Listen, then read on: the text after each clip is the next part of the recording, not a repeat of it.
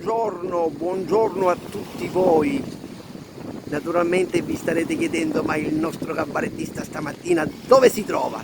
Come vedete siamo a mare nel senso non come pensate voi altri, siamo al mare. Ci stiamo un pochino rilassando, stamattina veramente il mare è un po' mosso, però il bagnetto lo abbiamo fatto. Io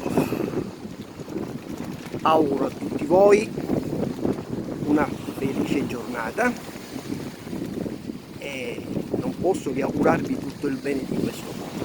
Io non so in questo momento voi cosa state facendo, spero che qualcuno di voi che sta guardando questo video sarà al mare e magari sta guardando Ampariamo con un cabarettista che ogni tanto si mette insomma e scrive una lettera.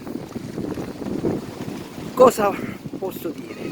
Beh, tanto sono contento e felice per tutti i messaggi e tutti i commenti che mi fate arrivare sulla pagina Facebook e anche su quella di Impariamo con un cabarettista. E niente, che vi devo dire? Siamo qua, ci prendiamo il sole anche se stamattina il sole pare che si scanta manesci, ma comunque c'è tanta bella gente e niente, quello che vi raccomando è di stare sempre tranquilli, felici e scusate se ogni tanto non piccia la lingua, insomma. Va bene, carissimi amici, io adesso vi lascio e vado a tuffarmi, a farmi un altro bel bagnetto.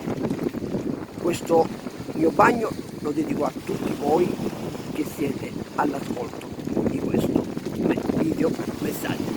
Un bacio e un abbraccio a tutti voi dal cabarettista Pariapo, ma anche dal pasticcere dello Stretto Giacomo Arancio Fermo. Bene, vi lascio, buona estate a tutti voi, anche se io le ferie le ho già prese, stanno per terminare, però sono felice e contento di averle trascorsi bene. Ama a dire sempre bene, insomma, ne picchiamo in giro uno con l'altro, come sei tu, come stai, bene, i problemi ci sono, io sera pure. Comunque, vi lascio con questo video e buona giornata. Un bacio, ciao!